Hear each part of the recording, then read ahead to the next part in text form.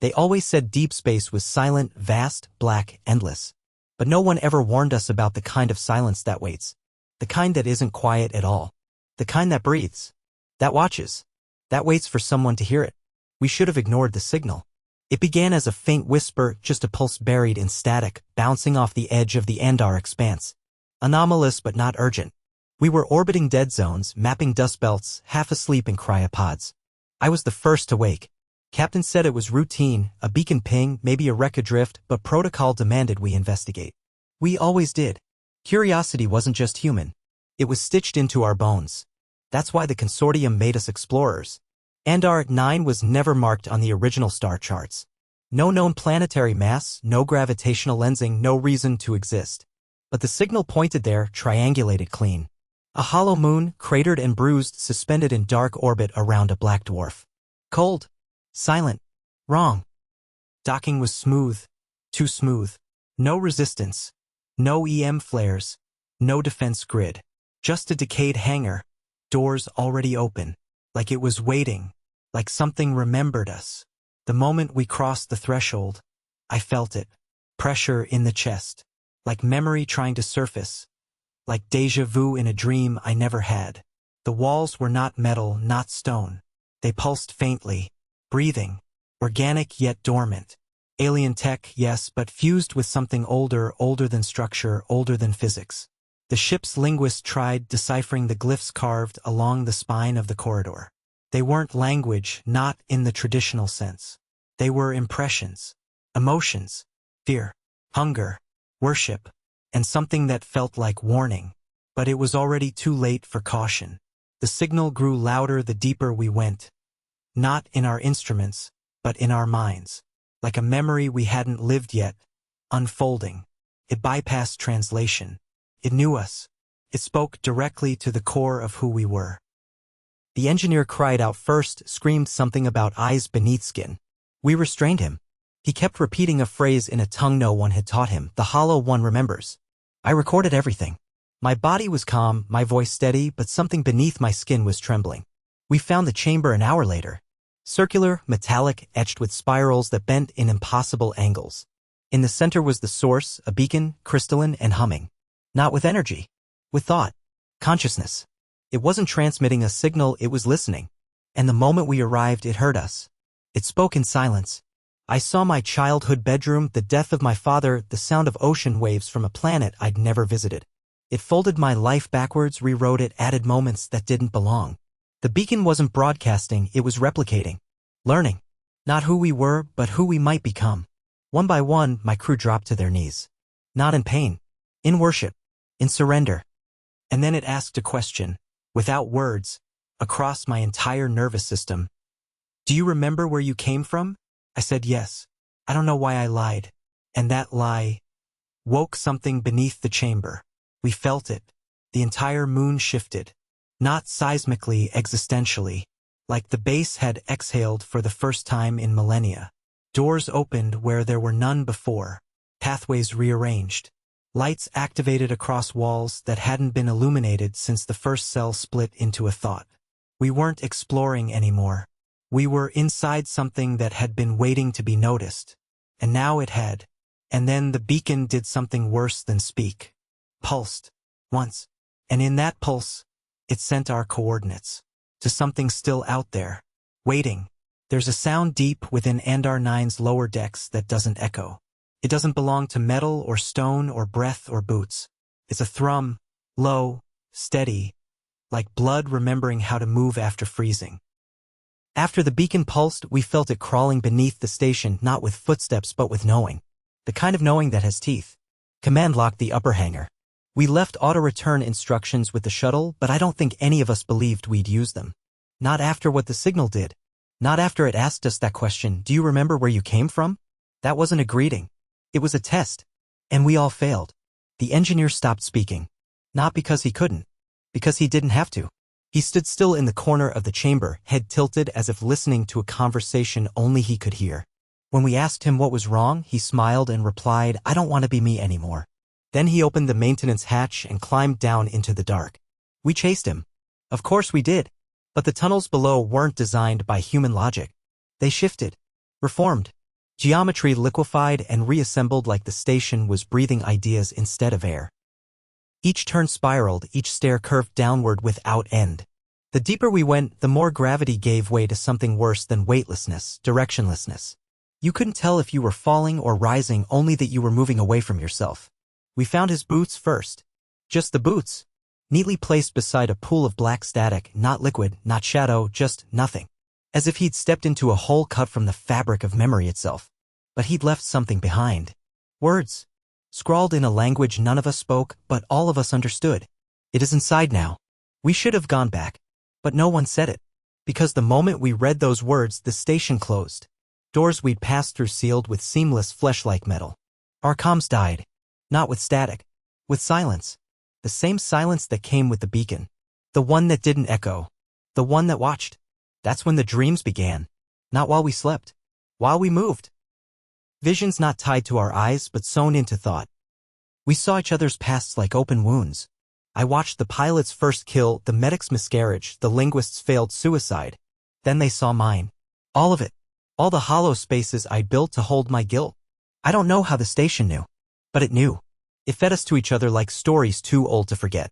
In one of the descending chambers, we found bones. Human. Long dead. But not fossilized. Preserved. Bent in impossible shapes. Not by force, but by design. As if someone had tried to wear a human body like a uniform and failed. Symbols were etched into the marrow, spirals again, recursive. Patterns like thought loops. Like programming. But organic. One of the bones was humming. The medic touched it. She stopped moving. Her eyes didn't blink. Her mouth didn't close. But something behind her face shifted. She spoke, but it wasn't her voice. It was too many voices. Overlapping. Ancient and infantile at once. This is not your first return, it said. You are versions. We backed away. The pilot tried to draw his weapon, but it bent in his hand like it had melted. It looked at him with a kind of pity that shouldn't exist in anything alien. You think you came to discover, it whispered. But you came to remember. Then she collapsed. She was breathing, but wrong. I carried her, not out of duty, but fear. If I left her behind, would the base remember her more than us? Would it remake her first? We descended further, not by choice, because now the base was pulling us. It had breached more than metal. It had breached us. You don't notice the moment your memories stop belonging to you. Subtle, like a blink between lives.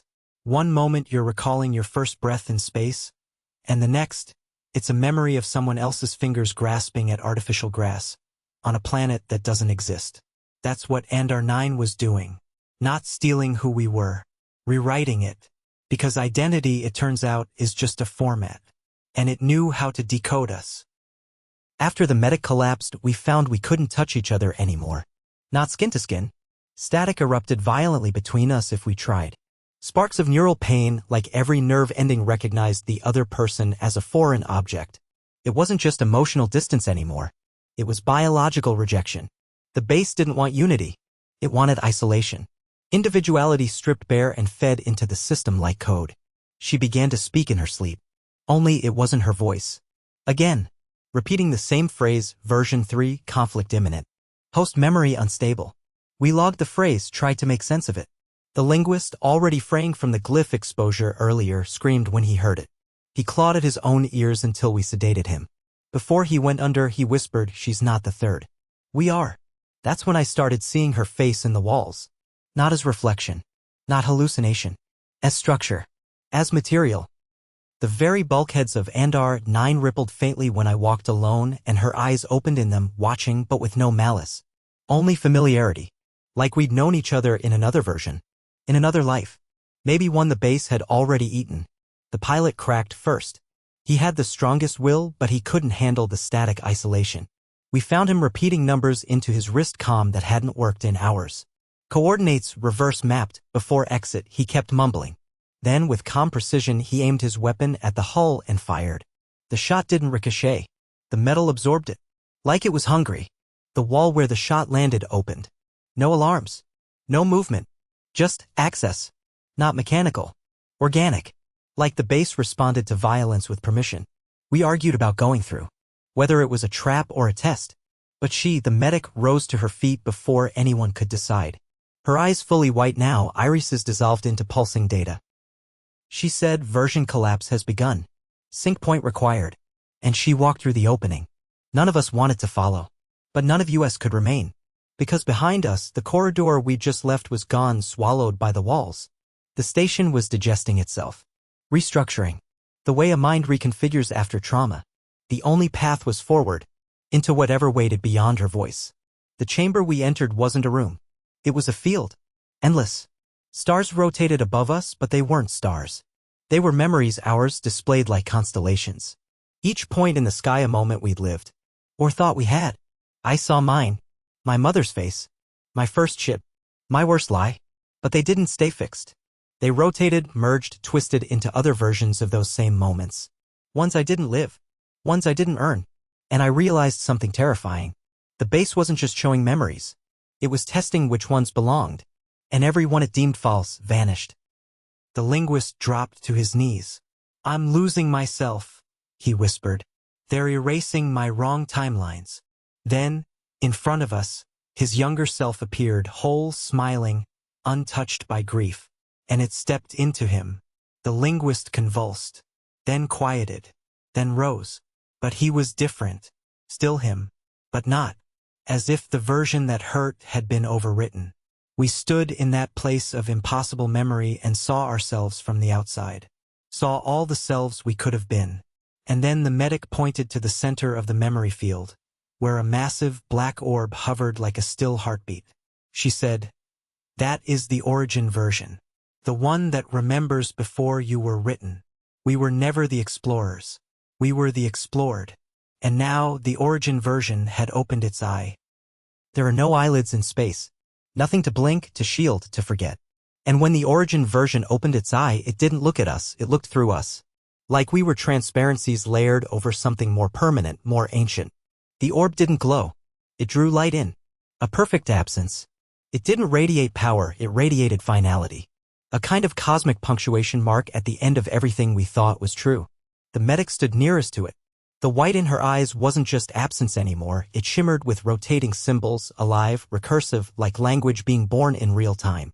She spoke, but the words bypassed sound. They crawled into us like thoughts implanted without permission. "You are fractals of a single failure," she said.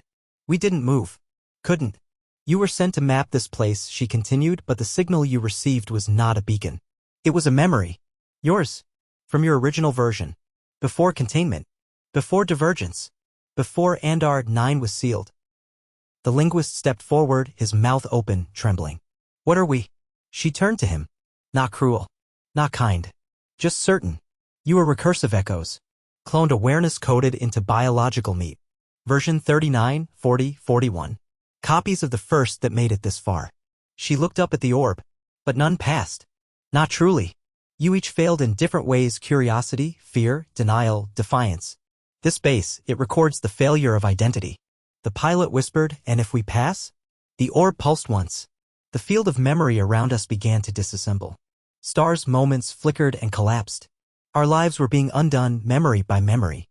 All the lies we told ourselves to stay sane, stripped away. I saw my father again, but this time he didn't die. He killed me. I saw my mother abandoning me at a station, not for safety, but because I wasn't the version she loved. I saw myself dozens of times choosing silence instead of truth. And I knew these weren't alternate timelines. They were repressed realities. Versions I'd buried. Versions the base unearthed. The medic raised her hand to the orb and it shifted slowly, impossibly, splitting open like a pupil dilating in reverse. Inside was not technology. It was a brain. Pulsing. Living. Not metaphorical. Not symbol. It was alive. And it was ours. Our original consciousness, she said. Still here. Still fragmented. And if we touch it, we reintegrate. But only one version can remain.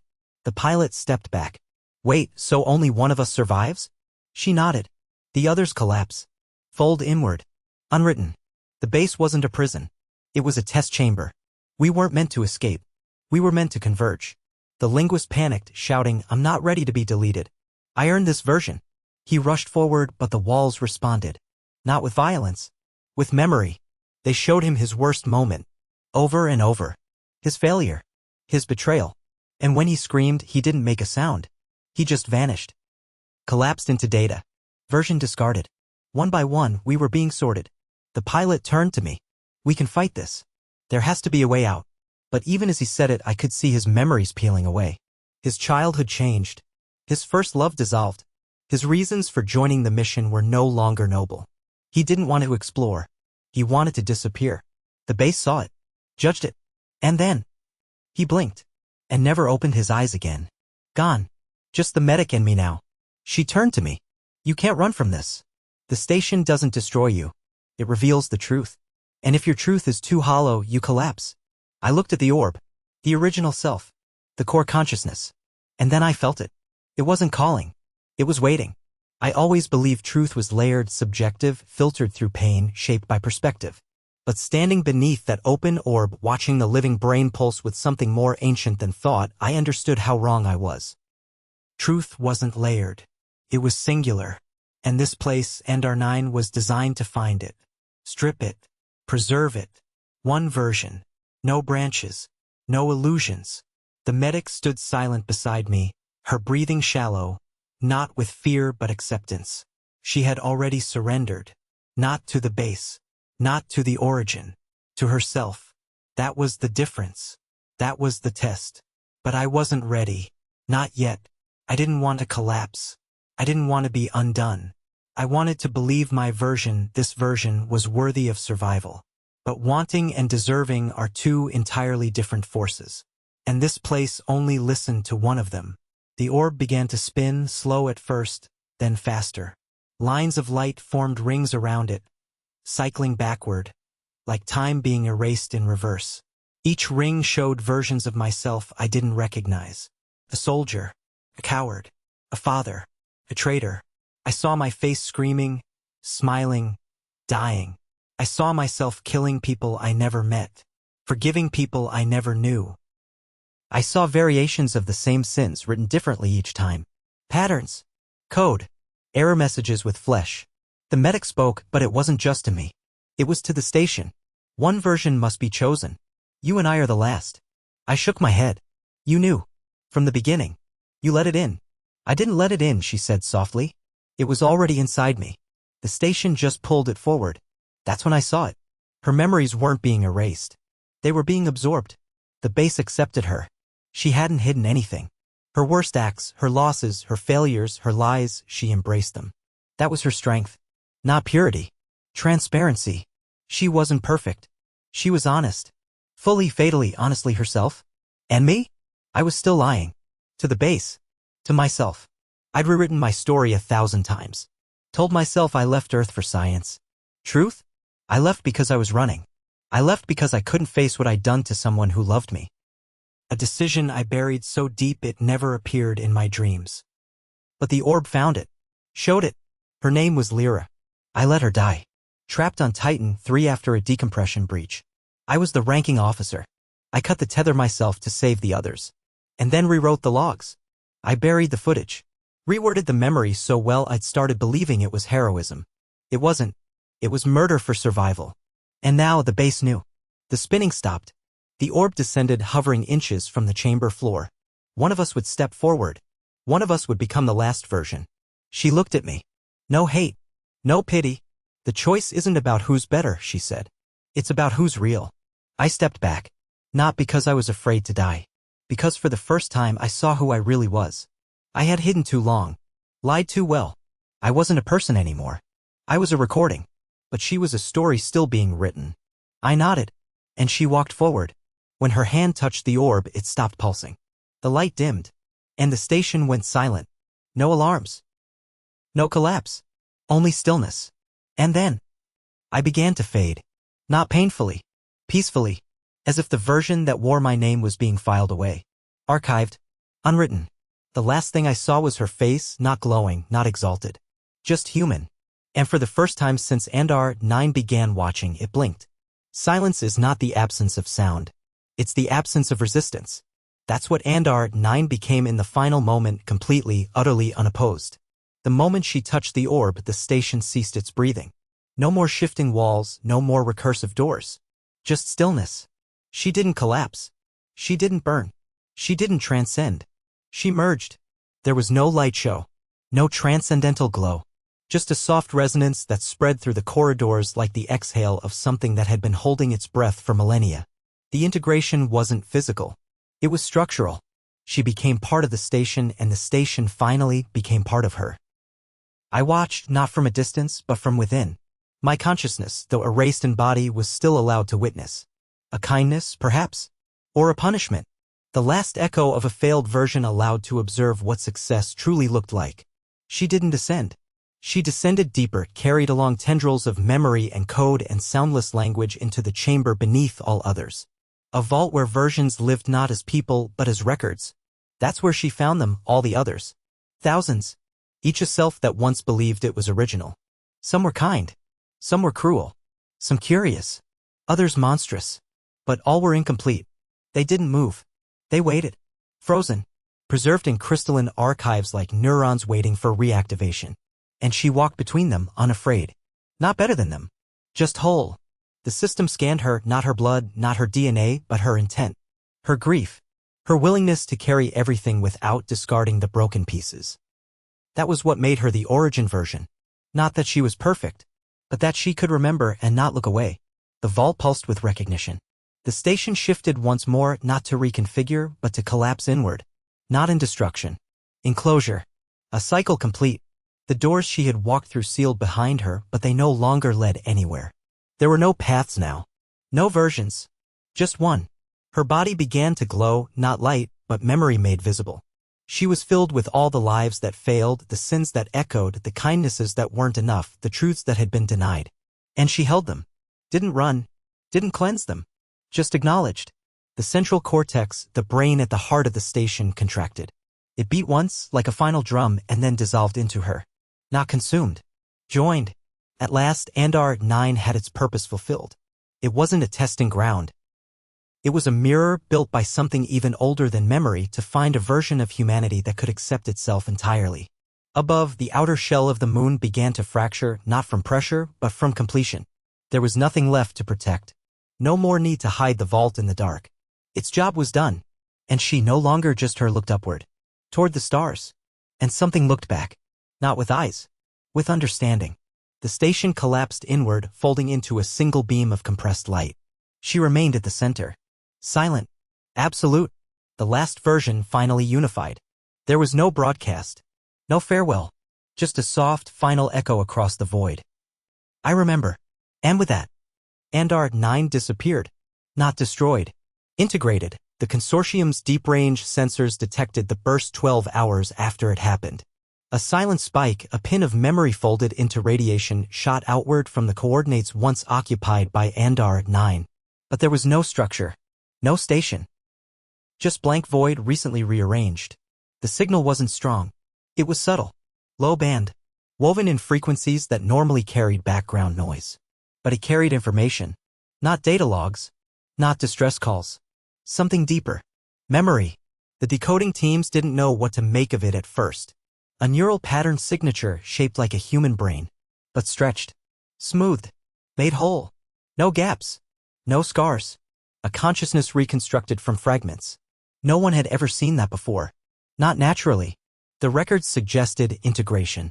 An echo of a personality that had resolved all its contradictions. A completed self. We didn't know it then, but that echo was her. Version 42. The last version. The resonance spread outward at a crawl, soft as breath. Not aggressive. Not viral. Just curious. It didn't push into minds, it invited them. And those who were sensitive enough, those genetically tuned to deep space frequencies, began dreaming of eyes in the dark.